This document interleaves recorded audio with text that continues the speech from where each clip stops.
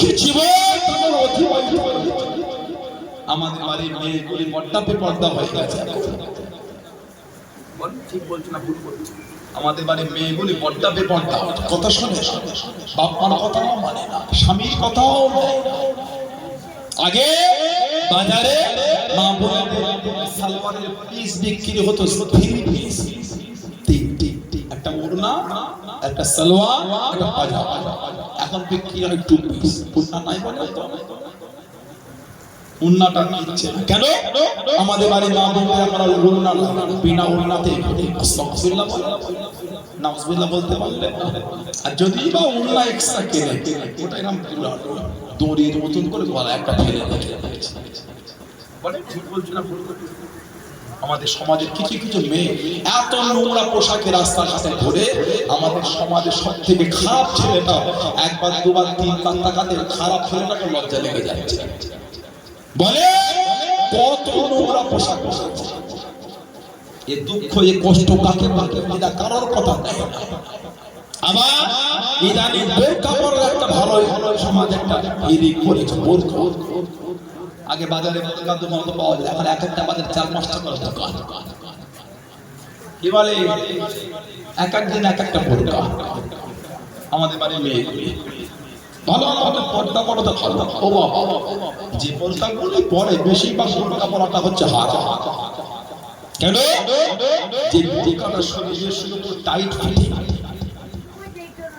যে বোরকাটা মেয়েদের শরীরে টাইট বোরকা, ওই বোরকাটা আল্লাহ শরীয়তে বড় হারাম।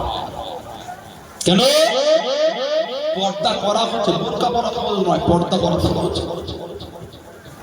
বোরকা পরাটা ফরজ না, পর্দাটা ফরজ। তবে বোরকা না তো বেশি, কারণ বোরকা না পরলে সহজে পর্দাটা হয়ে যায়। ওই যে বোরকার প্রয়োজন এত আমাদের সমাজে এর এটা এত বেশি হয়ে গেছে, প্রচলন এত বেড়ে গিয়েছে প্রচলন। যে বোরকাটা শরীরের সঙ্গে টাইট ফিটিং হয়ে থাকে, ওই বোরকাটা আল্লাহ শরীয়তে পড়া হয়। ওই বোরকাটা দিয়ে যুবকদের করে ওই মেয়েটার প্রতি আকৃষ্ট বেশি করে। বলুন নাউজুবিল্লাহ। আবার এই বোরকা ভালো হইতে এত ডিজাইন বোরকা, এত কারুকার্য, ইচ্ছা না হলে ছেলেটা ইচ্ছা হলো চলে যাচ্ছে, এত চিকমিক চিকমিক করছে। নাউজুবিল্লাহ বলে কথাটা ঠিক বলছে না ভুল বলছে? এগুলো উচিত না। শরীয়তের বিধানকে মাজাক করাটা ঠিক না। আমাদের ঘরে কিছু কিছু মেয়ে এত নোংরা হয়ে যাচ্ছে, আল্লাহ গুণগুলি মেয়েগুলিকে আল্লাহ সাল্লাত দিয়ে দেয়। বলেন আমি জোরে বলেন আল্লাহ এত বিয়াদবি করছে, সীমা অতিক্রম হয়ে যাচ্ছে। আবার আমাদের বাড়ি কিছু কিছু ছেলেও আছে এমন পাজামা প্যান্ট পরেছে ও বসতে পারে না। বস বস আমি দাঁড়িয়ে আছি, কেন বলবি তো মানে হাঁটু মরে না, এত টাইট ফিটিং প্যান্ট পরেছে হাঁটুটা মরে না। দাঁড়িয়ে দাঁড়িয়ে বলেন এটা মাদ্রাসা যারা পড়েছে ভালো বলছে। আমরা যে হতে যাবে এরকম টাকা আর টয়লেট হলে ইস্তিনজা হলে আমাদের বাড়ির ছেলেগুলি দাঁড়িয়ে পানি নেওয়া দূরের কথা দাঁড়িয়ে ইস্তিনজা করে। কেন?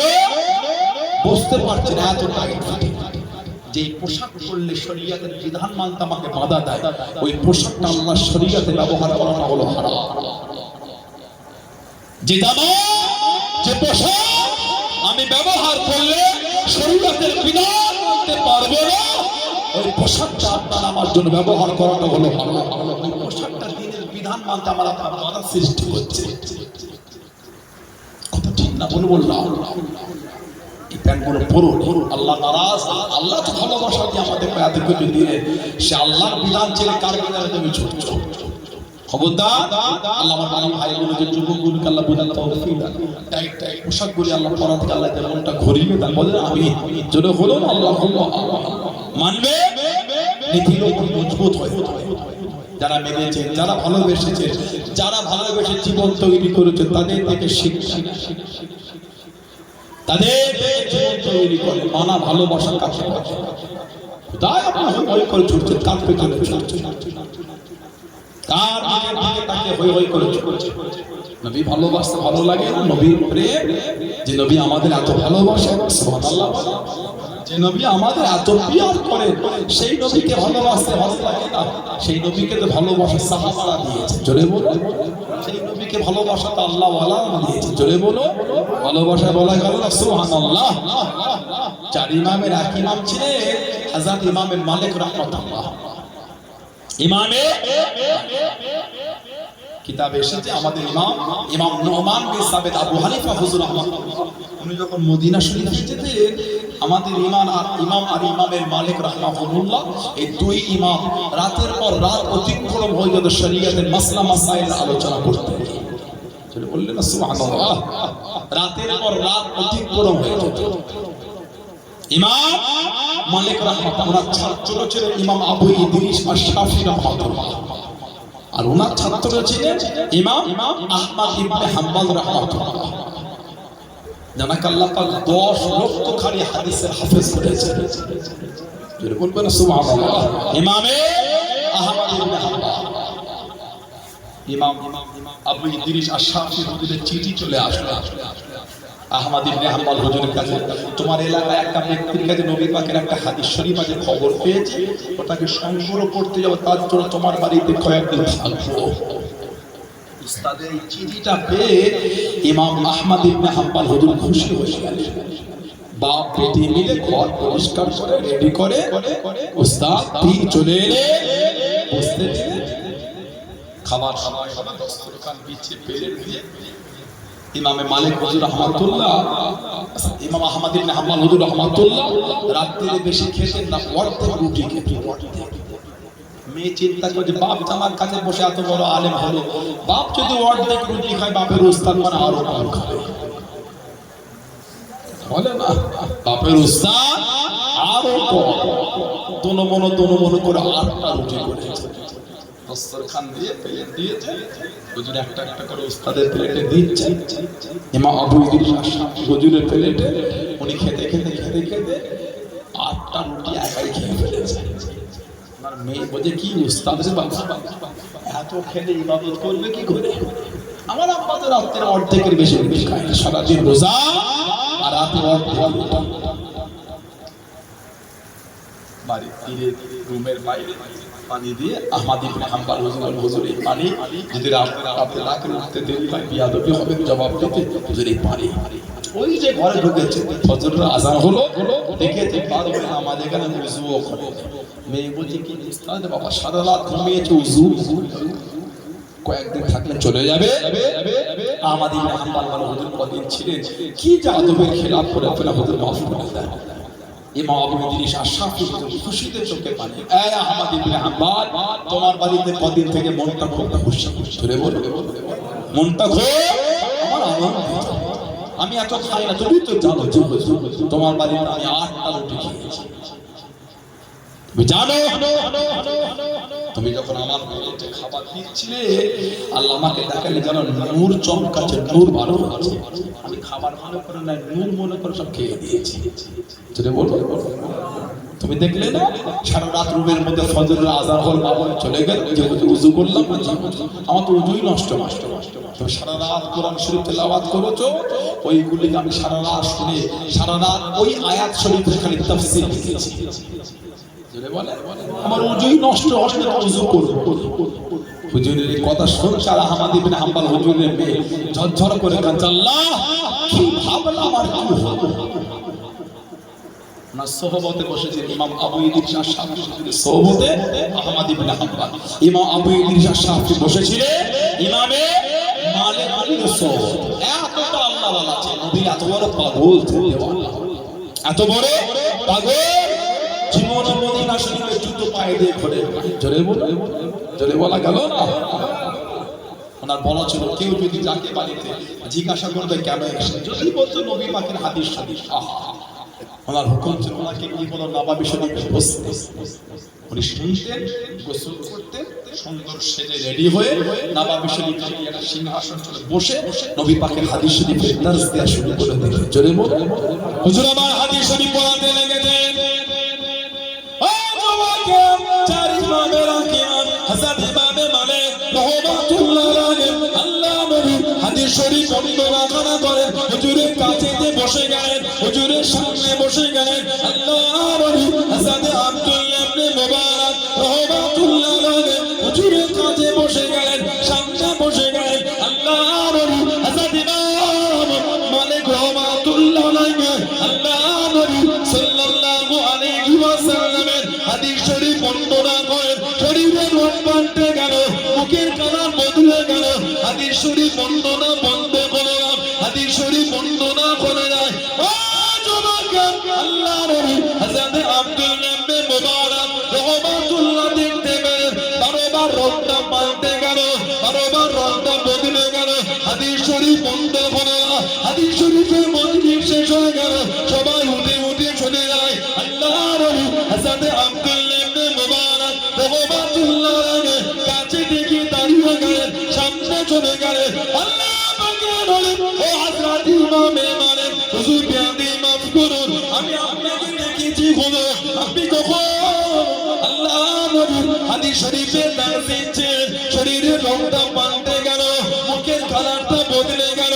আল্লাহর নবী হাদিস শরীফ বন্ধ হলো না, মুখের মধুর চোখ কমলো না, কেন হুজুর কেন আপনার বড় কষ্ট হচ্ছিল, হাদিস শরীফ বন্ধ হলো না।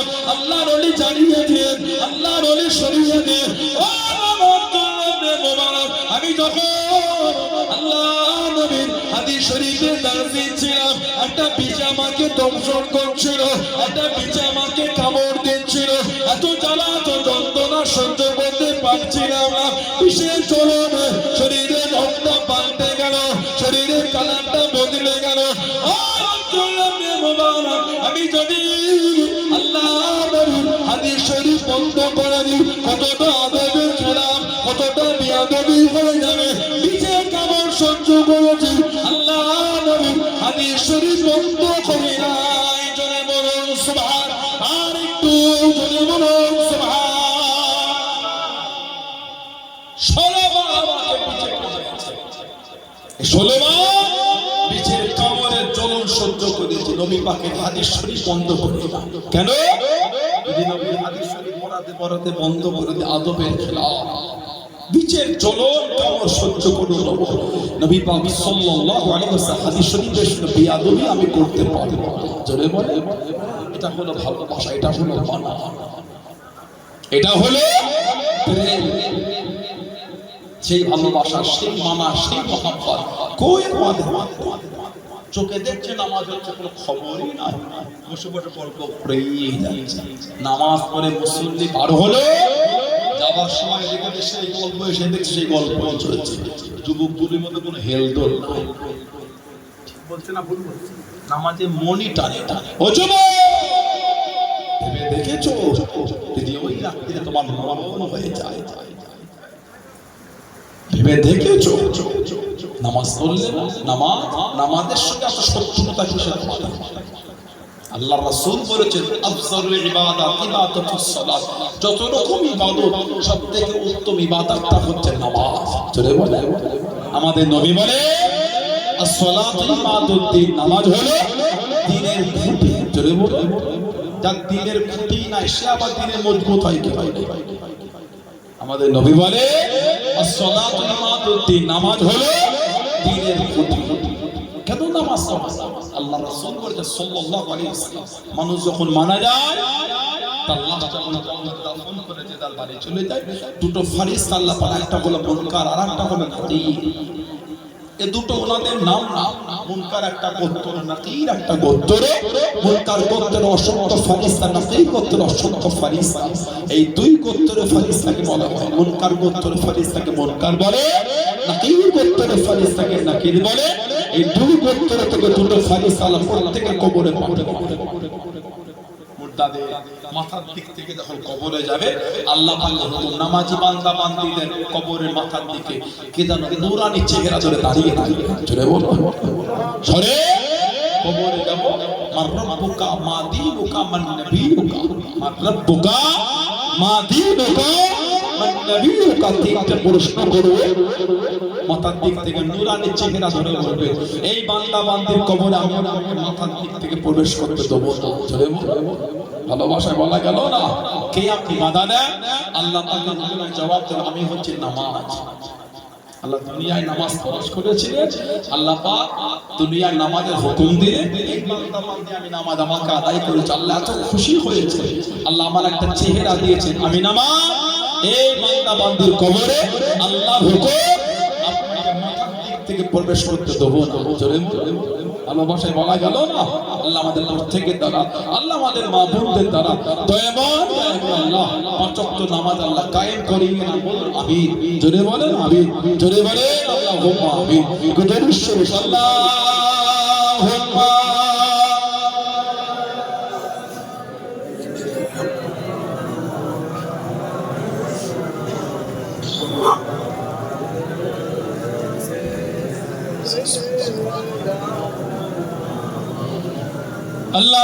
اللهم صل على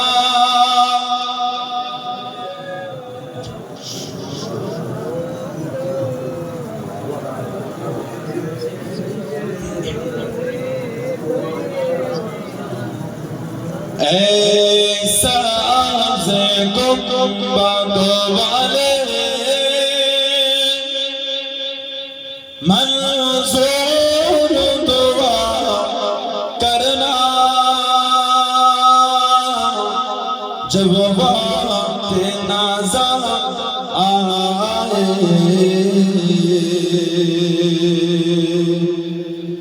दीदार आता करना जब वक्त नाज़ा आए दीदार आता करना ऐसा से गुंबद वाले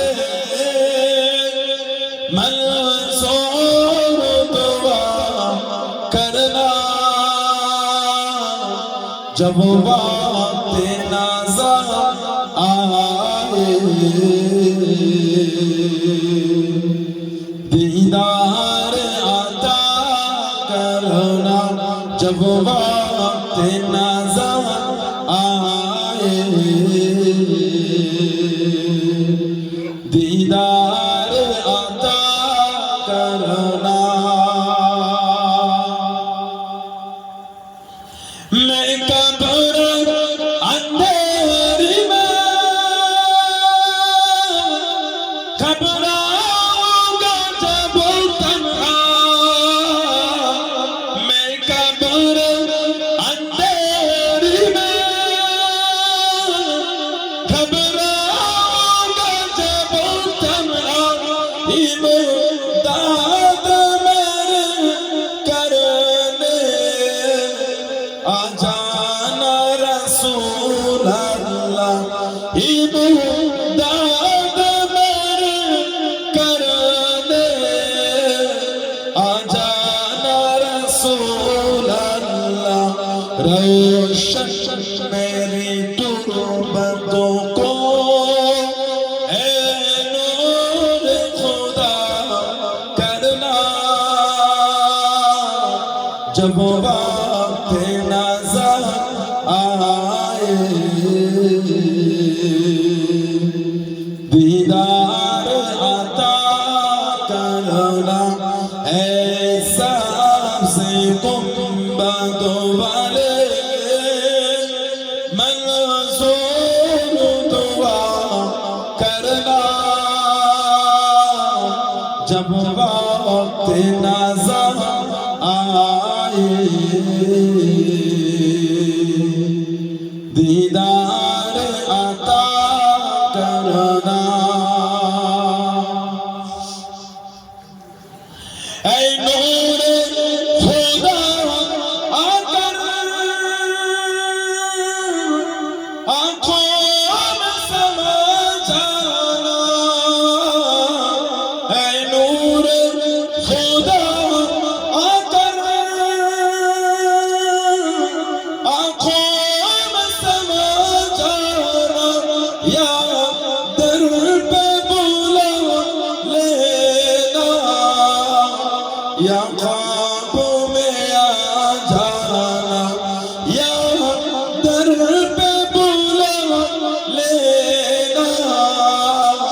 या ख्वाब में आ जाना है पर्दा नशी दिल के पर्दे मेरा करना जब वक्त नज़र आए दीदार आता करना जब वक्त नज़र आए दीदार आता करना ऐसा से गुंबद वाले मंसूर दुआ करना जब वक्त नज़र आए दीदार आता करना अल्लाहुम्मा